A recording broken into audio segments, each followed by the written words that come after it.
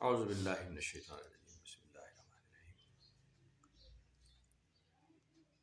لا اقسم بهذا البلد وانت حل بهذا البلد ووالد وما ولد لقد خلقنا الانسان فی کبد۔ قرآن شریف کا مزاج بڑا عجیب و غریب ہے۔ اس کے لیے پھر وہی بات ہے کہ آپ جب لینگویج سیکھ رہے ہوتے ہیں نا تو آپ کو بہت ساری چیزیں معاشرت کے حساب سے معاشرے میں بات کرنے کا انداز کیا چل رہا ہے اس حساب کو دیکھنا چاہیے۔ لا اقسم، میں قسم نہیں کھاتا، بہذا البلد، لیکن اس شہر کی۔ اب یہ بہت ہی خوبصورت طرز بیان ہے، لیکن وہ نفی اور اثبات اس میں اس طرح گڈمٹ کیا جاتا ہے نا کہ نیا لینگویج سیکھنے والا تو اس کا ترجمہ بالکل الگ کرے گا۔ ابھی آپ گوگل پہ اس کا ترجمہ کریں تو وہ کہے گا کہ جی میں قسم نہیں کھاتا۔ تو یہ جب تک آپ اس معاشرت کو نہ جانیں ترجمہ سمجھ نہیں آئے گا۔ تو ہمیں تھوڑا سا ایڈوانٹیج ہے، مشرقی معاشرت تقریباً ملتی جلتی ہے، اردو میں اور ہندی میں اس طرح سے بات کی جاتی ہے۔ تو یورپ والوں اور امریکہ والوں کے لیے کچھ چیزیں اس میں کچھ نہیں ہوتی ہیں۔ لا اقسم بہذا البلد، میں قسم کھاتا ہوں اس شہر کی، یعنی بہذا البلد، اس شہر مکہ کی۔ نبی پاک صلی اللہ علیہ وسلم کو مخاطب کیا جا رہا ہے۔ وَأَنْتَ، اور آپ، حِلٌّ بِهَذَا الْبَلَدِ، اور آپ بستے ہیں اس شہر میں، اے نبی صلی اللہ علیہ وآلہ وسلم۔ نبی پاک صلی اللہ علیہ وسلم جب تک شہر میں بستے رہے تو اللہ تعالیٰ نے فرمایا کہ میں ان کے اوپر عذاب اس لیے نہیں بھیج رہا کہ آپ ان میں رہتے ہیں۔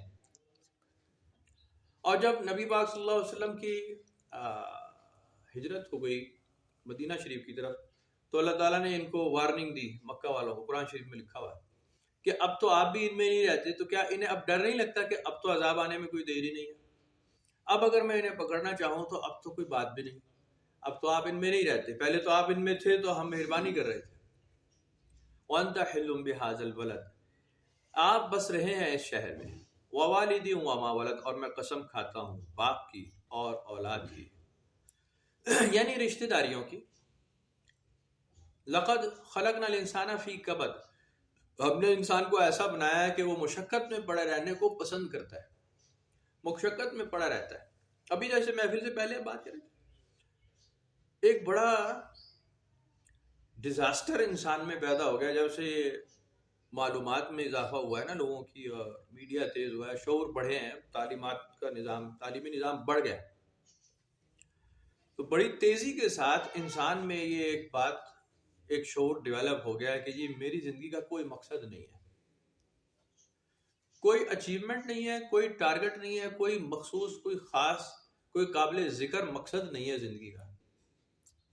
نہ ہی ان پڑھ رہنا اور نہ ہی پڑھا لکھا ہونا، نہ ہی کھا پی لینا اور نہ ہی بھوکا رہنا، نہ ہی کنوارا رہنا، نہ ہی شادی شدہ ہونا، نہ ہی اولاد والا اور نہ ہی بے اولاد، ایک برابر ہی ہوتا ہے۔ یہ شعور بہت تیزی کے ساتھ، بہت تیزی کے ساتھ بڑھتا جا رہا ہے، اور لوگ اس بات کو، اس کنکلوژن کو پہنچ رہے ہیں، اور ہے بھی یہ بہت بڑا سچ، بہت بڑا سچ ہے۔ اگر آپ، مجھے تو ایسا ہی لگتا ہے، ابھی پچھلے 1-1.5 ہفتے سے ہم چھٹی پر ہیں گھر میں، اور کچھ بڑے ایونٹس تھے، بڑے کام تھے کرنے والے، جو کہ ٹارگٹ تھے میرے کہ جناب میں نے یہ کام کرنے، اور بڑی ٹینشن تھی ان کی کہ یہ کس طرح ہوں گے، مشکل کام تھے چند، لیکن وہ ہو گئے ہیں، اور وہ ہو کے مکا کے اب میں اس وقت یہاں بیٹھا ہوں، اور مجھے پیچھے یاد ہی نہیں ہے کہ پچھلے 15 دن میرے کیسے گزرے۔ Within no time, just وہ ایسا لگتا ہے کلک ہوا اور ختم ہوئی بات۔ پچھلے 20-30 سال جو شعور پکڑا ہے جب سے ہم نے، پیچھے آپ دیکھیں، آپ حیران رہ جائیں گے، ایسا لگے گا کچھ ہوا ہی نہیں، پتہ ہی نہیں، یاد ہی نہیں کہ کیسے گزرا ہے وقت۔ حالانکہ پیچھے کتنے بڑے بڑے ایونٹ ہوئے ہیں، کس نے کیسے قریبی جن کی ڈیتھ ہو گئی، کتنے بڑے بڑے کام زندگی میں، اچھے اور برے، میجر اچیومنٹس آپ کو مل جائیں گے۔ اس کے باوجود ایسا ہے جیسے ہونا نہ ہونا ایک برابر ہے۔ جیسے جیسے لوگوں کا شعور کھلتا جا رہا ہے ویسے ویسے یہ بات سمجھ آتی جا رہی ہے، اور یہ بہت بڑا ڈیزاسٹر بنے گا اگر یہ میجورٹی کو یہ بات ذہن میں پیدا ہو جائے کہ جی ہماری زندگی کا مقصد ختم ہے، ہماری زندگی میں کوئی مقصد نہیں ہے، اچھا کریں برا کریں، بڑی سے بڑی اچیومنٹ۔ اب یہ باہر والے چاند پر پہنچ کر دیکھ چکے ہیں، بھی مریخ پر چلے گئے۔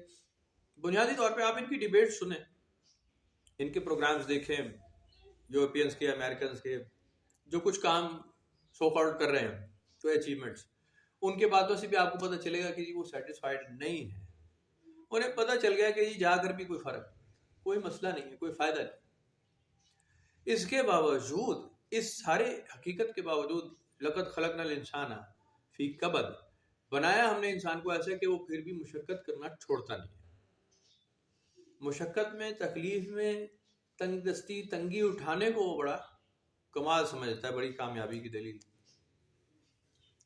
ایحسب ان لن یقدر علیہ احد، وہ یہ سمجھتا ہے کہ وہ بڑا صاحب اختیار ہے اور اس کو کوئی دبانے والا نہیں، اس کو کوئی زیر کرنے والا نہیں، وہ کسی کے بس میں نہیں آئے گا. یقول اہلکت مالا لبدا، اس نے کہا میں نے ڈھیروں مال لٹا دیا، بڑا آیا، بڑا مال کمایا، گیا آیا گیا. ایحسب ان لم یرہ احد، وہ کیا خیال کرتا ہے کہ اسے کسی نے دیکھا نہیں. الم نجعل لہ عینین، کیا ہم نے اس کی یہ دو آنکھیں نہیں بنائی.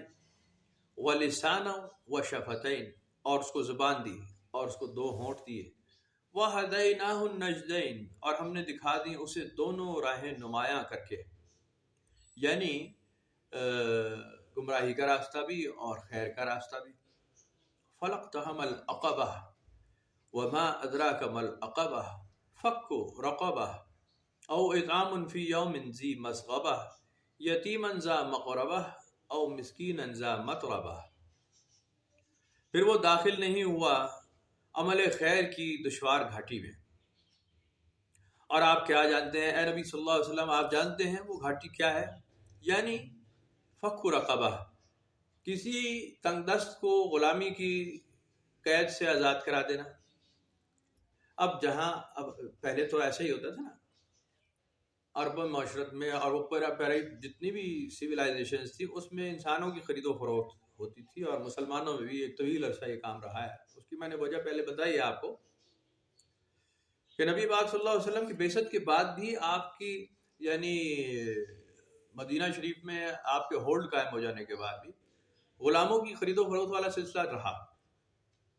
اور وہ اس لیے رہا کہ اگر آپ غلاموں کو آزاد کرنا شروع کر دیں، آپ تو یہی کہیں گے نا کہ جی انسان کی خرید و فروخت بڑا کبھی کام ہے اور یہ نہیں ہونا چاہیے تھا. کیوں جاری رہا؟ وہ اس وجہ سے کہ غلام ہوتا ہے ہینڈی کیپڈ، بالکل بہت ایک طرح کا معذور ہوتا ہے، ہاتھوں پیروں سے نہیں، عقل شعور سے اور کام کاج سے، ہنر نہیں آتا اس کو، پڑھا لکھا وہ ہوتا نہیں ہے. عورت ہوتی ہے، مرد ہوتا ہے، نوجوان بچہ، نوجوان بچی، غلام ہوتا ہے، خریدا گیا ہوتا ہے. اس میں شعور تو اپنا اتنا ہوتا نہیں، وہ آپ پہ ہوتا ہے ڈیپینڈنٹ، اپنے آقا پہ جس نے اسے خریدا ہے. رہائش بھی وہی دیتا ہے اس کو، کھانا پینا، کپڑا لتا، ہر چیز. اگر آپ اس کو آزاد کر دیں کہ بھائی جا، ہم تو مسلمان ہو گئے ہیں اور آج سے تم آزاد ہو، جاؤ اپنی زندگی جی لو، وہ باہر سڑک پہ کھڑے ہو کے کیا کر لے گا؟ اپنی زندگی کیا جیے گا؟ کیا مطلب ہے اس بات کا؟ وہ تو آوارہ ہو جائے گا نا، وہ تو نقصان اٹھائے گا، بھوکا مرے گا، ننگا مرے گا، کیا کرے گا؟ اس کے پاس تو کچھ بھی نہیں اپنا ہوتا. تو یہ ایک دم سے ٹرینڈ نہیں چینج کیا جا سکتا تھا کہ جی غلاموں والا اور خرید فروخت کا سلسلہ ختم کیا جائے، بند کیا جائے، ایسا نہیں. ہاں، غلاموں کے حقوق بڑھائے گئے آہستہ آہستہ آہستہ آہستہ، ان کو فیملی سسٹم میں لایا گیا، ان کو کھانے پلانے کا، کھلانے کا، اور ان کا کپڑا لتا، ان کے بنیادی جو بشری حقوق تھے وہ ان کو دیے گئے.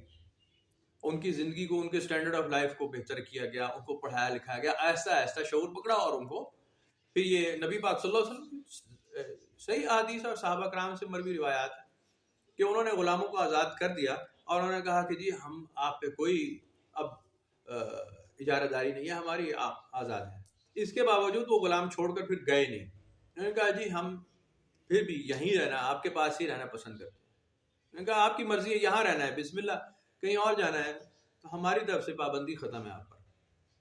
تو وہ ظاہر ہے جب سمجھتے تھے کہ اس سے بہتر معاشرت ہوگی کیا، اس سے زیادہ مہربانی ہوگی کیا، تو پھر انہوں نے ساتھ چھوڑا نہیں. بڑے کمال کے مسلمان اس میں پیدا ہوئے، بڑے زبردست مومنین، بڑے بڑے کمال کے نام صحابہ کرام کے کو ملیں گے. غلامی سے گردن چھڑانا، اب اس دور میں غلامی سے گردن چھڑانے والی تو بات ہے نہیں. اس وقت غلام ایسے خرید فروخت والا سلسلہ نہیں ہے، لیکن ایسے لوگ آپ کو ڈھیر مل جائیں گے اپنی معاشرت میں جو کہ بھیک نہیں مانگ رہا. یہ بھکاریوں کا ذکر نہیں ہے یہاں، بھیک نہیں مانگ رہا وہ، لیکن تنگ دست ہے، کمائی ہے کم ہے، محلے سے ادھار لے رہا ہے، کسی دکاندار سے اس کا قرض چل رہا ہے، گروسری آئٹمز آ رہے ہیں گھر میں، دال آ گئی، چاول آ گیا، گھی آ گیا، آٹا آ گیا، تیل آ گیا. مینجمنٹ کی مس مینجمنٹ بھی ہوتی ہے اس میں کئی لوگوں کی، لیکن کئی لوگ پھنسے پڑے بھی ہیں. وہ ادھار کھاتا چل رہا ہے نا، وہ ایک سرکل میں 7-8 ہزار روپے مہینے کا، 10 ہزار روپے مہینے کا کسی کریانہ اسٹور سے اس کا ادھار چل رہا ہے. اب آمدن آئی، تنخواہ آئی، اس نے وہ ادھار واپس کر دیا، جیب خالی ہو گئی، اگلے مہینے پھر ادھار پر چل رہا ہے. تو ایسے لوگ آپ کو ڈھیر مل جائیں گے. تو اس کی سمجھ لیں کہ گردن دبوچی گئی ہوتی ہے قرض کے نیچے، ادھار کے نیچے. تو ایسے لوگوں کو تلاش کر کے اور ان کے ادھار اتار دینے چاہیے. اور ان کو پہلی بات تو یہ ہے، میں آپ کو اب اس کو نیکی کی مد میں اس طرح نہیں لیتا کبھی بھی کہ آپ لوگوں کو پیسے بانٹنا شروع کر دیں، عمران خان بن جائیں، اربوں روپے لوگوں کو دیں، یوٹیلیٹی اسٹور میں دے دیں. میرے حساب سے تو کوئی ایمانداری کی بات نہیں ہے. اور آپ مفت خورے پیدا کرنا شروع کر دیں، مسٹنڈے، کہ جی کھانا پینا تمہارا مفت ہے، بستر میں پڑ جاؤ، ٹی وی لگا ہوا ہے دیکھو، اور آوارہ مسٹنڈے پھرتے رہو اور سگریٹ پیو بیٹھ کے وہاں پہ بسترے میں. یہ کوئی ایمان نہیں ہے. آپ ان کو کام پر لگائیں، آپ ان کو ان کا شعور اجاگر کریں، آپ ان کا پوٹینشیل جو ان میں چھپا ہوا ہے نا اس کو نکالیں، وہ لے کر. یہ ہے اسلام. پیسے بانٹنا دین نہیں ہے. تو آپ بھی اس طرح پیسے مت بانٹیں. آپ ان کو ایجوکیٹ کریں، آپ اپنے علاقوں میں، محلوں میں کمیونٹی بنائیں، اور کوئی ہنر کے کام، کوئی طریقے کام، ایون فیملی مینجمنٹ سسٹم، کہ آپ اپنی فیملی مینیج کیسے کریں. اور میں آپ کو ایمانداری سے بتا رہا ہوں کہ یہ کم آمدن والے بھی بڑے ٹھیک ٹھاک اپنی زندگی گزار لیتے ہیں اگر ان کا ایک سیٹ اپ بن جائے، ایک روٹین بن جائے. کم آمدنی میں آپ فرسٹ کلاس بہترین گزارا کر سکتے ہیں. تو آپ اس ایجوکیشن کو پھیلائیں. میرا خیال ہے کہ ہمارے گروپ کے لوگ اس بات قابل بالکل ہیں کہ مینجمنٹ سسٹم بتا سکتے ہیں لوگوں کہ جی گھر داری چلانی کیسے ہوتی ہے. آپ جناب علی یہ پکوڑے تل رہے ہیں اور گھی چل رہا ہے اور جناب 10-10 کلو پھینک رہے ہیں، اس بات کو اگر آپ کریں گے تو آپ کو لاکھوں روپے بھی کم ہے. اگر آپ کے ہاتھ مینجمنٹ نہیں ہے، آپ اس بات کو سیکھیں اور سکھائیں، اور اس بجٹ کے اندر رہنا سیکھیں جو آپ کی آمدن ہے. تو یہ لوگوں کو شعور دے دینا، لوگوں کو ایجوکیٹ کر دینا، اور پھر کچھ ان کی مالی مدد بھی کر دینا، یہ آپ کا بالکل ایسا ہی ہوگا کہ جیسے کسی غلام کی گردن چھڑا دی جائے. او اطعام فی یوم ذی مسغبہ، یا کھانا کھلا دینا بھوک کے دن، یعنی قحط سالی میں. یتیما ذا مقربہ، ایسے یتیم کو جو رشتہ دار بھی ہو. او مسکینا ذا متربہ، یا خاک نشین مسکین کو. اب کچھ لوگ اس کے دعوے دار بن جاتے ہیں، دیکھو جی میں ضرورت مند ہوں اور میرے یار دوستوں کو، احوال کو، احباب کو چاہیے میری مدد کریں. تو وہ تو بھیک مانگنے والا آدمی ہے، وہ بھیک مانگنے والا آدمی. ایسے کہ تو کوئی مطلب نہیں ہے. قرآن شریف میں اس کی تو ترغیب کوئی دی نہیں کہ جی وہ لپٹ لپٹ کر مانگ رہا اور آپ اسے دیں. آپ دے سکتے ہیں، آپ دیں بالکل. آپ ایسا ماحول کبھی پیدا نہ ہونے دیں کہ ایک آدمی ہینڈی کیپ ہی ہو جائے، معذور ہی ہو جائے، اور وہ بھیکیں ہی مانگتا رہے. آج آپ سے مانگے، کل دوسرے سے، پرسوں تیسرے سے، چوتھے سے، پانچویں سے مانگنے کی عادت پڑ جائے اس کو کہ جی میں ضرورت مند ہوں، اور وہ ایک سرکل بنا لے، یہاں سے مانگنا شروع کرے. آج ادھر سے مانگا مانگا مانگتے مانگتے وہ پھر آپ کے پاس سرکل سے واپس آ جائے، اور آپ اس کو پھر ایک وظیفہ سا چھوٹا سا باندھ کر دے. وہ اس کی زندگی خراب کرنے والی بات ہے. جو لوگ محنت کر رہے ہیں، مشقت کر رہے ہیں، مزدوری کر رہے ہیں، بچے والے ہیں، فیملیز والے ہیں، اور پھنسا پڑا ہے ہر آدمی، اور آپ کے پاس کچھ آمدن ہو جاتی ہے، تو آپ کبھی ان کے بجلی کے بل دے دیں، کبھی ان کا گیس کا بل اتار دیں، کبھی ان کے گھر کا کرایہ کا سلسلہ کر دیں، کبھی جناب علی ان کے کریانے کا کام کر دیں. تو وہ بالکل ٹھیک ہے، کیا جا سکتا ہے، کر دینا چاہیے.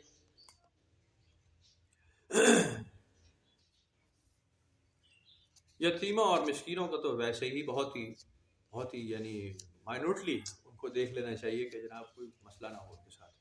لیکن یتیم مسکین سے مراد یہاں وہ نہیں ہے کہ جی آپ صرف یتیم مسکین ہی ڈھونڈنا شروع کر دیں. ہو سکتا ہے یتیم مسکین اتنے موٹے پیٹ والا مل جائے آپ کو، ایسے بھی ہوتے ہیں. یتیموں مسکینوں کو دینے والے بہت ہوتے ہیں، دیتے رہنا چاہیے. قرآن شریف کا ذکر ہے، دیتے رہنا چاہیے. لیکن ایسے بھی ہوتے ہیں جو یتیم مسکین نہیں ہوتے اور ضرورت مند ہوتے ہیں، ایسوں کو بھی نظر میں رکھنا چاہیے. ثم كان من الذين آمنوا وتواصوا بالصبر وتواصوا بالمرحمہ. اس کو پڑھتے ہیں. ابھی میں ایک بات اور اس میں ڈسکس کروں. دیکھو قرآن شریف میں صدقات کا ذکر ہے، لیکن انفاق فی سبیل اللہ کا ذکر اس سے بھی زیادہ ہے. انفاق فی سبیل اللہ، کہ اللہ کے راستے میں خرچ کرو. اللہ کے راستے میں خرچ کرنے کا مقصد یہ ہے کہ اس کے اندر یتیم اور مسکین، مسلم اور غیر مسلم، وہ اسپیسیفائی نہیں ہوتے. وہ آپ بالکل انفاق کر سکتے ہیں، وہ آپ ضرورت مند تاڑ لیتے ہیں، اچھی طرح سے دیکھ لیتے ہیں، اچھی طرح آبزرو، آپ کے پتے میں ہوتے ہیں کہ یہ فلانا ضرورت مند ہے، میرے علم میں ہے، اس کی آمدن کی. آپ خود اپنے گھر بیٹھ کے ایک انالیسس کر لیں کہ جی فلانا ہمارا رشتہ دار یا دوست یا محلے دار، اس کی ماہانہ آمدنی کتنی ہوگی، وہ آپ اسپیسیفائی کر لیں کہ جی اتنی آمدنی میں تو خرچہ چلتا نہیں کرتا. آج کل تو 30-35-40 ہزار کما رہا ہے، کرائے کے مکان میں بیٹھا، تو بالکل وہ تو بیچارہ مرنے والا ہی ہوا ہوگا. 15,000 کرایہ دے دے، 5-7-10 ہزار روپے بل دے دے، 25 تو ہو گیا، تو وہ کھائے گا کیا پورے مہینے؟ ہے جی. کوئی گاڑی موٹر سائیکل کا خرچہ پٹھا، آگے پیچھے دکانداری اور دواداروں، وہ تو پاسبل نہیں ہے نا. تو ایسے لوگ ہمارے بہت موجود ہوتے ہیں، ان کو دیکھ لینا چاہیے اور ایک سیٹ اپ میں ان کو لے آنا چاہیے. ہمارے یہاں سونے پہ سہاگا، کچھ عجیب قسم کے فارمولے بنے ہوئے، عجیب، اور آپ اس کو ڈال دیتے ہیں اسلام سے ریلیٹ کر کے. میں آپ کو ایک صحیح روایت سناتا ہوں، اس کے بعد اگلی بات کرتے ہیں. نبی پاک صلی اللہ علیہ وسلم کے پاس ایک تنگ دست صحابی آئے، بہت تنگ دستی تھی، بہت برا حال تھا. انہوں نے یہی اپنی تنگ دستی کی، پریشانی کا تھوڑا ڈسکس کیا، بہت برا حال تھا. نبی پاک صلی اللہ علیہ وسلم نے فرمایا کہ تم نکاح کرو. کہا جی میں نے نکاح کیا ہوا ہے، بیوی ہے، بچے ہیں. آپ نے فرمایا تم نکاح کرو. کہا جی ٹھیک ہے. یہ گئے اور ایک اور نکاح کر دیا، ایک اور بیوی لے رکھا. تنگ دستی اپنی جگہ، پریشانی اور بڑھ گئی، فیملی ممبرز بڑھ گئے. پھر آئے پریشان حال، نبی پاک صلی اللہ علیہ وسلم کے پاس پیش ہوئے اور عرض کی جی میری تنگ دستی کا بہت حال ابتر ہو گیا ہے. آپ نے فرمایا نکاح کرو. میں نے کہا جی آپ کے حکم کے مطابق میں نے ایک نکاح کیا ہے. آپ نے فرمایا پھر نکاح کرو. انہوں نے پھر ایک اور شادی کی، 3 بیویاں ہو گئیں، اب ڈھیر بچے ہو گئے. کچھ قدرت تھی خدا کی، کسی کے رزق سے ان کا رزق جڑا ہوا تھا اور ان کا معاملہ چل پڑا. یہ صحیح روایت ہے. اس مثال کو آج آپ اگر لینا چاہتے ہیں تو 16 آنے صحیح ہے، 16 آنے. اس میں کوئی شک والی اور کوئی پریشانی کبھی ذہن میں لانی ہی نہیں چاہیے کہ جی یہ اس میں کوئی عجیب سی بات ہے، ایسا نہیں. تو حدیث ہے اور نبی پاک کا فرمان ہے، بس اس کے لیے آپ کو صحابی ہونا پڑے گا. یہ بات ہے، ایسے ایمان والا ہونا پڑے گا، ایسے عقیدہ ہونا پڑے گا. اگر آپ خود کو سمجھتے ہیں کہ جی میں اس درجے کا مسلمان ہوں جس کا ایمان اتنا مضبوط مربوط ہے، تو پھر آپ یہ رعایت لے لیں، پھر یہ آپ اس راستے پہ چلیں. جب آپ تتر بٹیرے میرے جیسے الو کے پٹھے ہیں زمانے کے، سارے فراڈ، سارے دھوکے، چور بازاریاں سارے کر رہے ہیں، تو آپ خود کو صحابیوں کے مرتبے پہ مت لانے کی کوشش، جرت بھی مت کریں. یہ آپ کے لیے نہیں ہے. پھر سمجھ لیں اس بات کو. میں ٹھیک کہہ رہا ہوں، صحیح بات ہے. کچھ چیزیں سمجھ لینی چاہیے.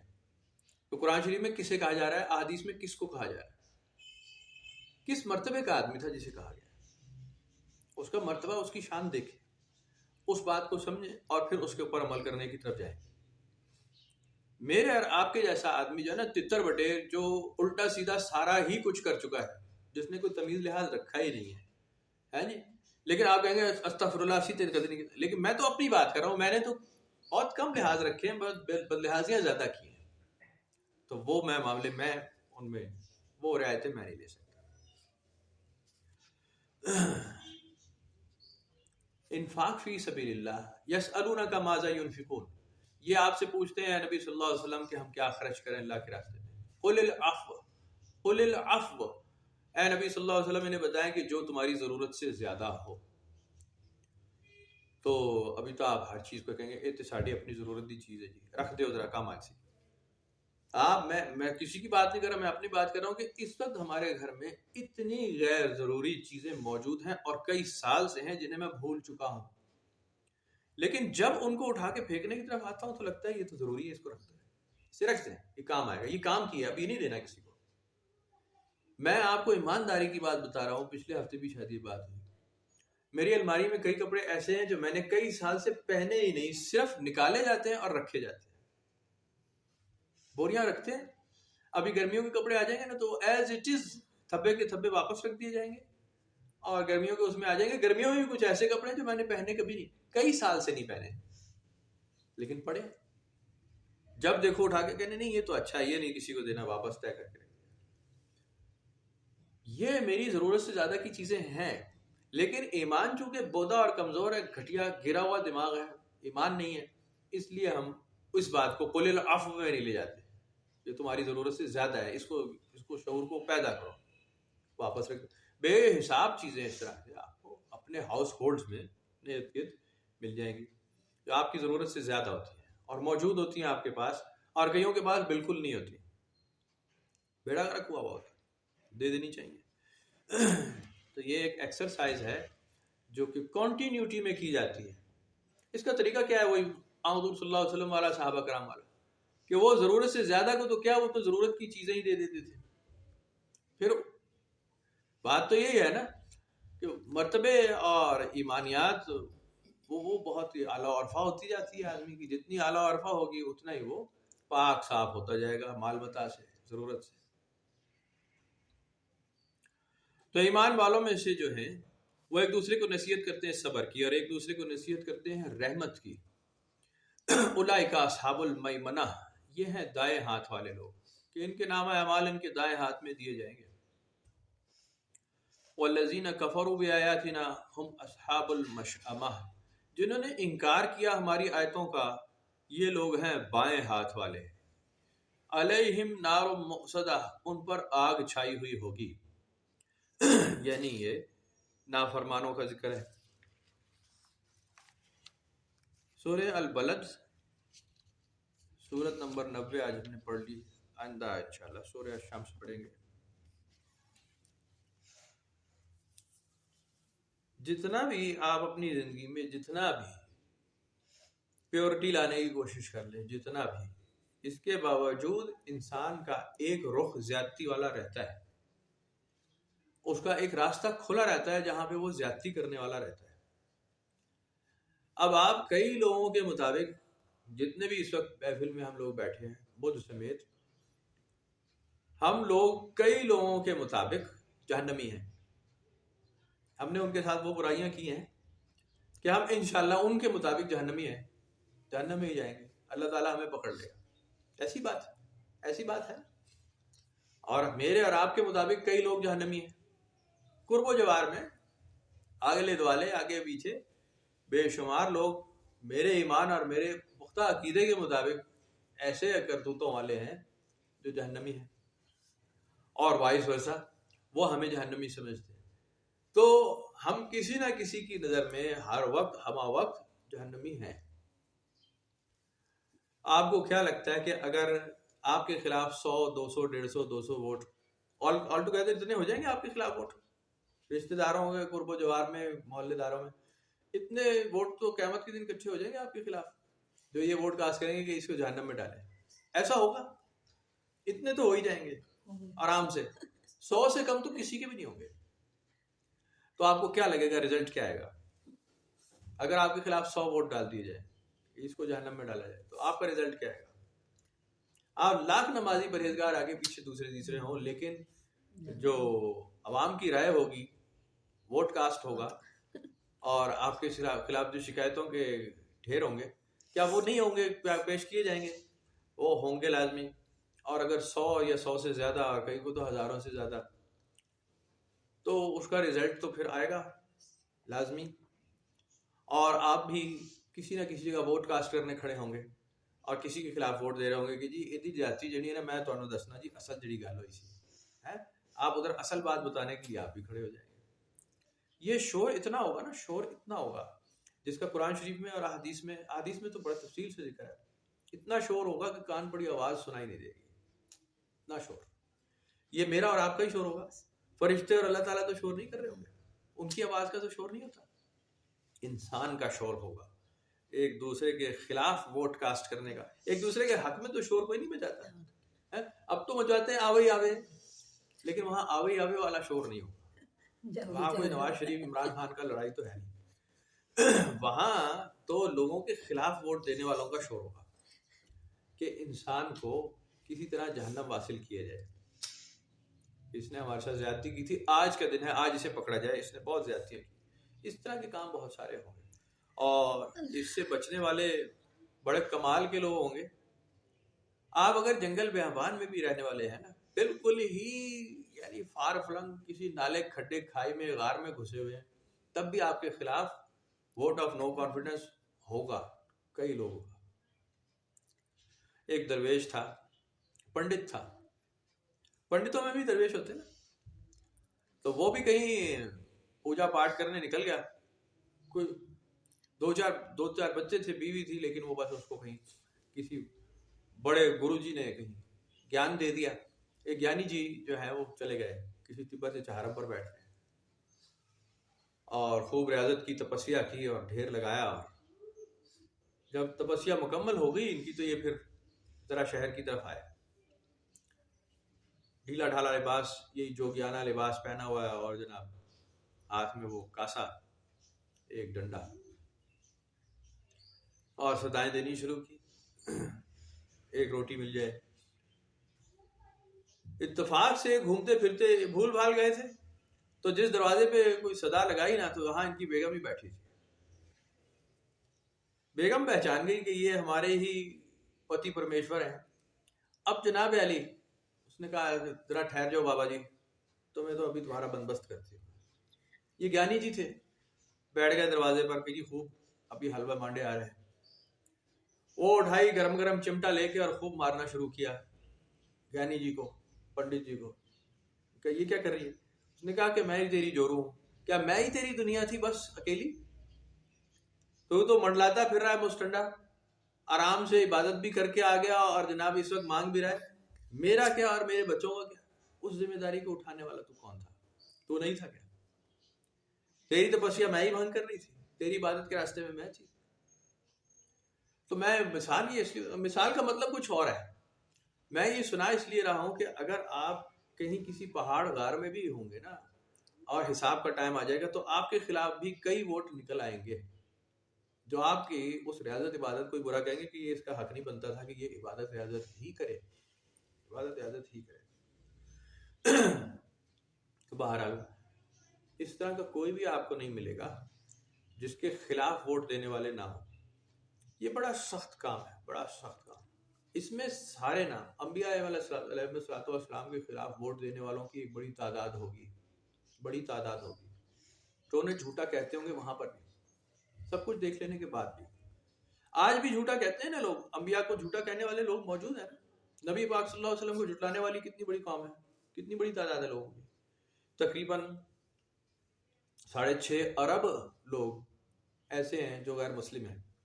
غیر مسلم کا مطلب کہ وہ حضور پاک صلی اللہ علیہ وسلم کو نبی نہیں مانتے، رسول نہیں مانتے. 6.5 ارب لوگ تھوڑے لگتے ہیں آپ کو؟ تھوڑے لگتے ہیں؟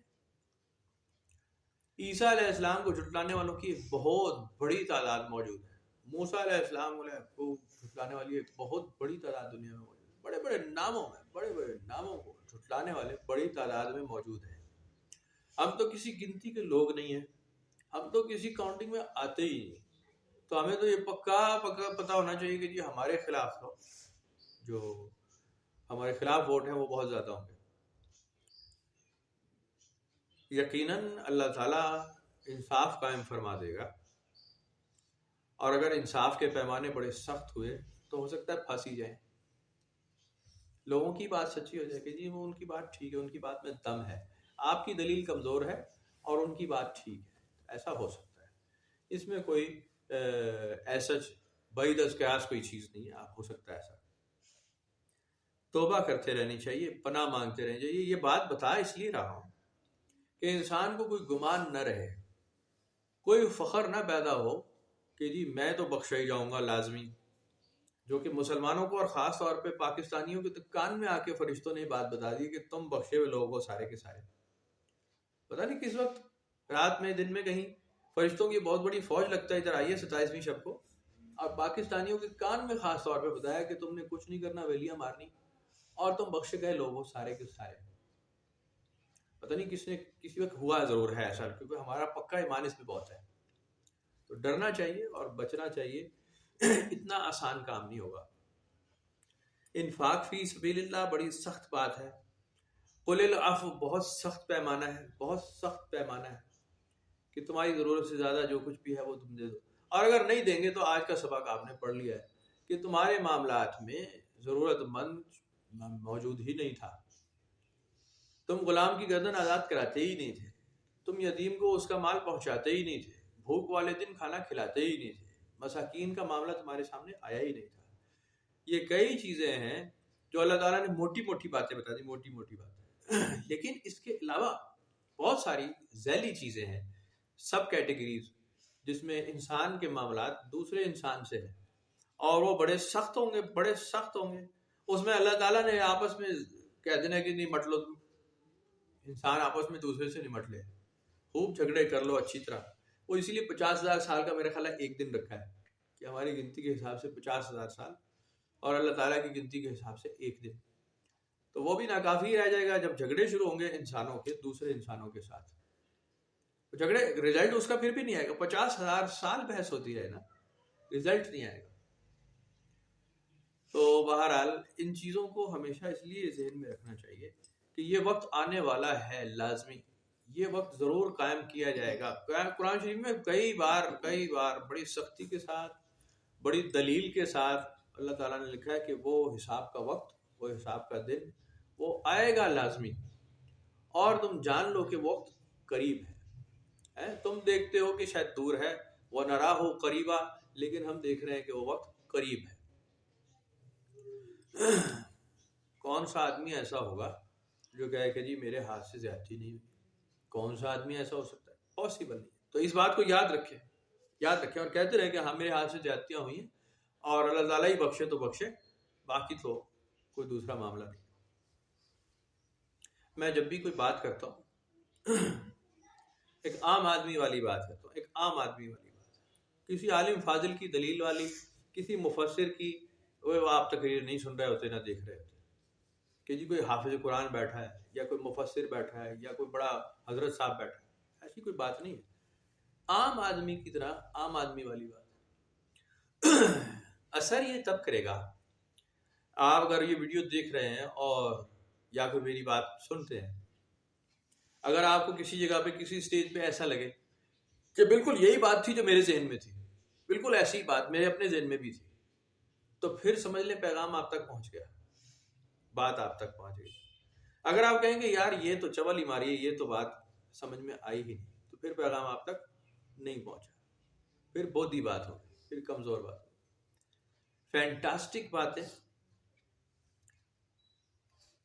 شوگر کوٹڈ باتیں، اچھی پیاری پیاری باتیں، اور موزانہ کراماتی قسم کی باتیں، مذہب سے ریلیٹڈ باتیں آپ چار چپیرے سنتے رہتے ہیں، اور اس کی تاثیر اس لیے پیدا نہیں ہوتی، تاثیر اس لیے کہ آپ کے مزاج پہ وہ تھوڑی دیر اثر کرتی ہے، تھوڑی دیر اثر کرتی ہے۔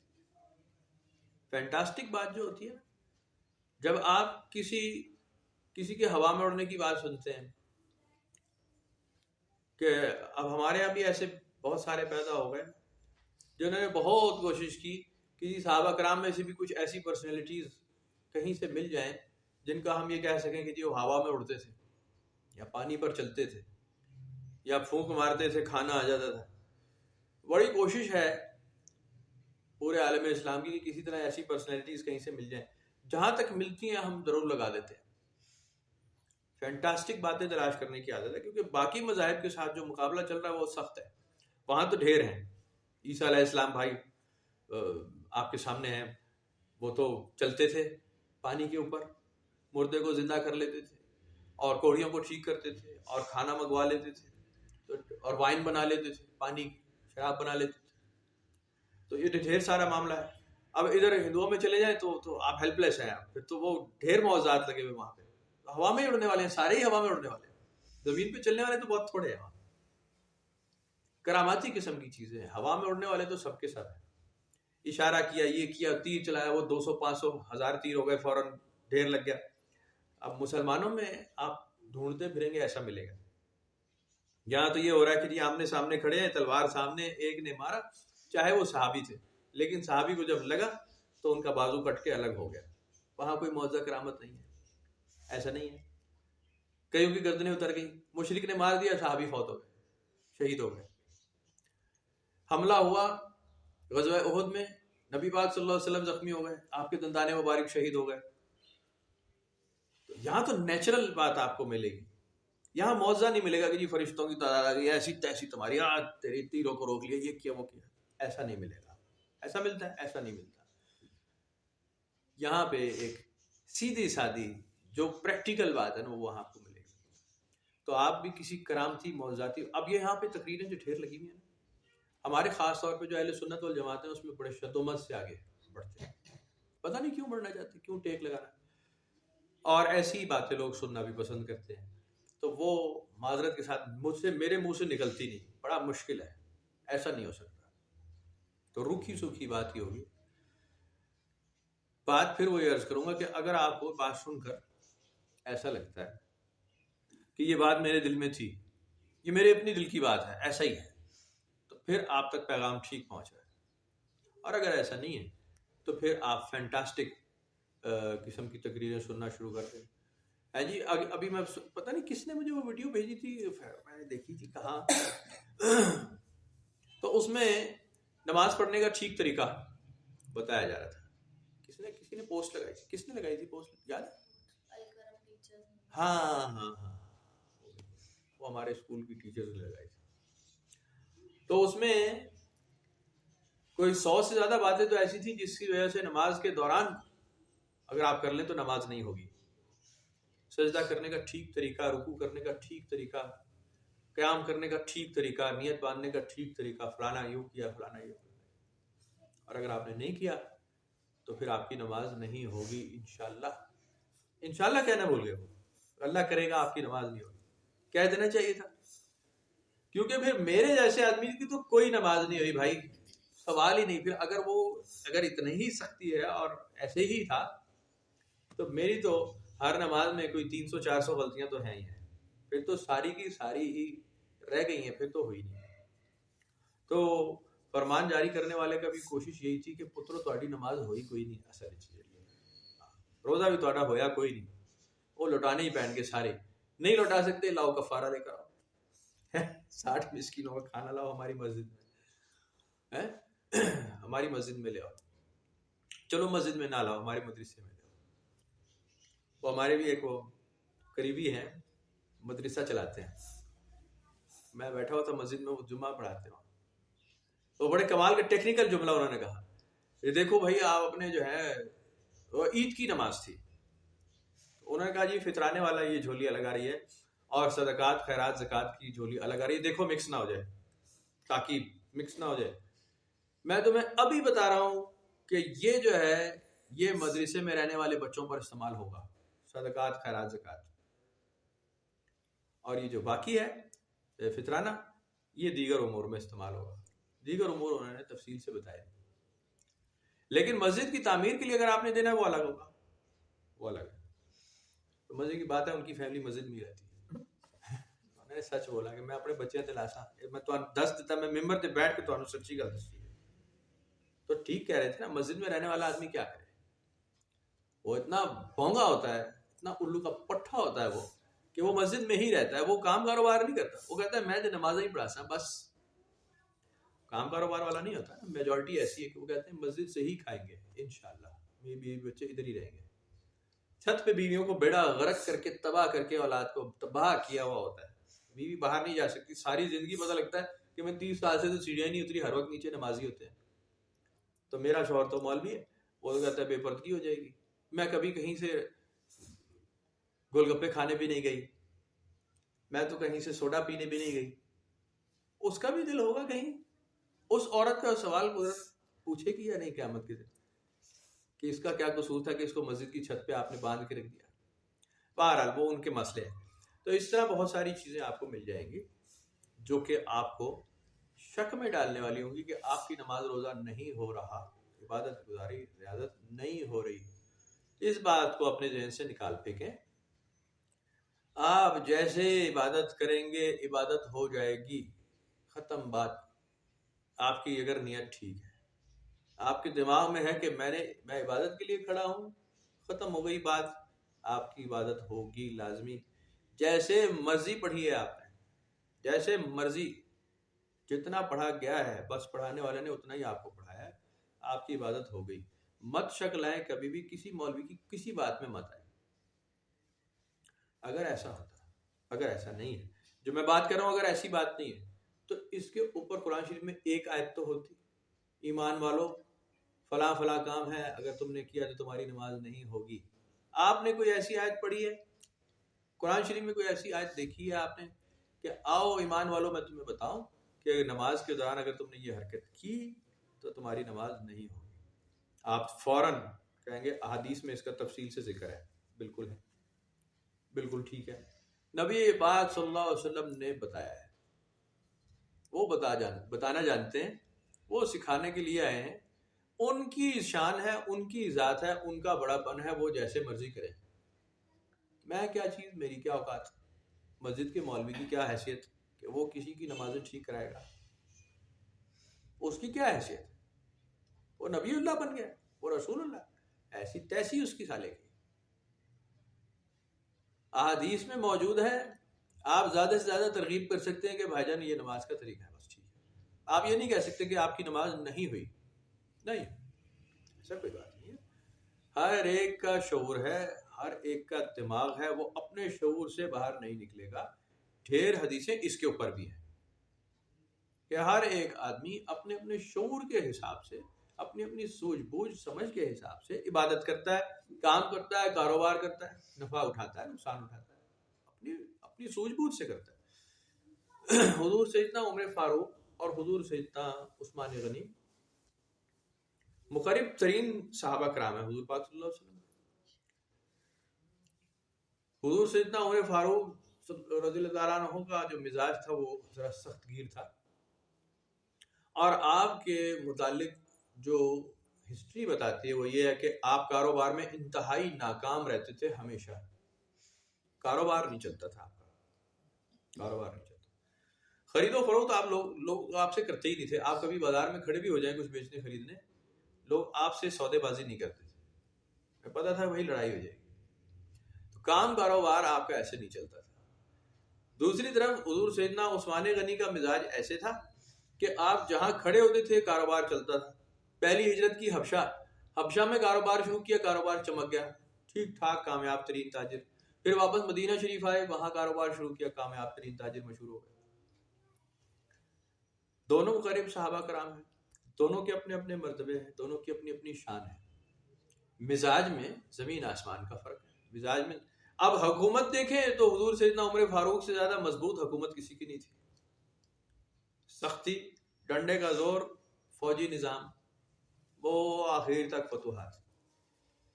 حضور سیدنا عثمان غنی تک جب پہنچی تو آپ کی نرم مزاجی کا لوگوں نے ناجائز فائدہ اٹھایا، ایسی تیسی پھیر دی، سیاست، بدماشیاں، چوری چکاریاں، آخر ڈیزاسٹر کی طرف گیا کام، بہت بری طرح، بہت بری طرح۔ اپنا اپنا مزاج ہوتا ہے، اپنا اپنا نظام ہوتا ہے، دونوں سیکھنے والے ہیں براہ راست حضور پاک صلی اللہ علیہ وسلم سے، ہمہ وقت، ہر وقت، دن رات ساتھ رہنے والے، 24 گھنٹے کے ساتھی، نبی پاک صلی اللہ علیہ وسلم کے ساتھی، اور ایمان میں کسی طرح سے کوئی کمی کا امکان ہی نہیں، مضبوط ترین ایمان، مربوط ترین۔ قرآن شریف ان سے زیادہ کون جانتا ہوگا، احادیث ان سے زیادہ کس نے سنی ہوگی، جو بالکل ہی آمنے سامنے ہے ہر وقت ہی، لیکن اپنے مزاج کے حساب سے ان کی زندگیوں پہ ان کا اثر نظر آتا ہے۔ ہر ایک کا مزاج الگ ہے، ہر ایک کا دھیان، ہر ایک کی سوچ، اس کی سمجھ، اور عبادت تو ہے ہی اتنا پرسنل کام ہے، اتنا پرسنل کہ وہ تو آپ کی ذاتی ہی، جب تک آپ کی ذات اس میں انوالو نہیں ہوگی نا، آپ کا اصل انوالو نہیں ہوگا، آپ کی عبادت کیسے چلے گی آگے؟ آپ کی عبادت مضبوط کب ہے؟ جب آپ اپنے اصل میں آ کر سب کچھ چھوڑ کر دیوانہ وار عبادت کرتے ہیں۔ اگر آپ زید بکر کو دیکھ کر عبادت کر رہے ہیں کہ جی فلانا مجھے دیکھ رہا ہے میں ذرا ایسے نماز پڑھوں، فلانا مجھے دیکھ رہا ہے میں ایسے دستار باندھوں، فلانا مجھے دیکھ رہا ہے میں ایسے دوپٹہ لے لوں، ایسے کروں، فلانی دیکھ رہی ہے، فلانا دیکھ رہا ہے، بات ختم ہو گئی. پھر تو آپ ڈرامہ کر رہے ہیں نا دوسروں کے لیے. عبادت آپ کی وہ ہے کہ جب آپ بارفتہ دیوانہ وار بغیر کسی وہ سارے جہان کو بھول کر آپ عبادت میں آئے ہیں. ماں سوا اللہ آپ کو کچھ یاد نہیں ہے، آپ ادھر دیوانہ وار ہے، آپ اپنے اصل کے ساتھ موجود ہیں. جب تک آپ اپنے اصل میں نہیں ہیں پھر تو آپ ڈرامہ کر رہے ہیں، پھر تو آپ ریاکاری کر رہے ہیں. پھر وہی بات ہوگی اس طرح پھر نماز نہیں ہوئی نا ساڑی. ایسی میں بات نہیں کر رہا، میں مضبوطی کی بات کر رہا ہوں کہ مضبوط جو آپ کی عبادت ہے وہ آپ کے اپنے اصل سے ہے. آپ اپنے اصل میں جس طرح الحمدللہ رب العالمین الرحمن الرحیم مالک یوم الدین پنجابی ایکسنٹ میں یا پشتو ایکسنٹ میں یا اردو ایکسنٹ میں آپ پڑھتے ہیں، وہی قابل قبول ہے. وہاں غلطی نہیں ہے، وہاں غلطی نہیں. میں آپ کو مثال دیتا ہوں، ابھی ہم لینگویجز کو دیکھ رہے ہیں نا، الگ الگ پڑھ رہے ہیں. اب ظاہر ہے پاکستان کے علاقے کا رہنے والا چائنیز بولے گا، وہ چائنیز ایکسنٹ میں تھوڑی بولتا ہے. آپ یہاں انگریزی بولتے ہیں، امریکن ایکسنٹ میں تو نہیں بولتے، الگ ہوتی ہے. تو کیا آپ غلط انگلش بول رہے ہوتے ہیں؟ آپ غلط نہیں، وہ آپ اپنے اوریجنل ایکسنٹ میں بول رہے ہوتے ہیں. آپ کا جو طرز کلام ہے وہ وہی ہے. آپ کے بولنے کے انداز سے دوسرے کو پتہ چل جاتا ہے کہ he is an Asian, he is from India, he is from Pakistan, پتہ چل جاتا ہے. آپ کو یورپین امریکن جب ادھر آ کے انگریزی بولے گا تو وہ فوراً وہ کیا آپ کے اردو لہجے میں انگریزی بولے گا یا آپ کے وہ اردو اسپیکنگ لہجے میں اردو بولے گا؟ اردو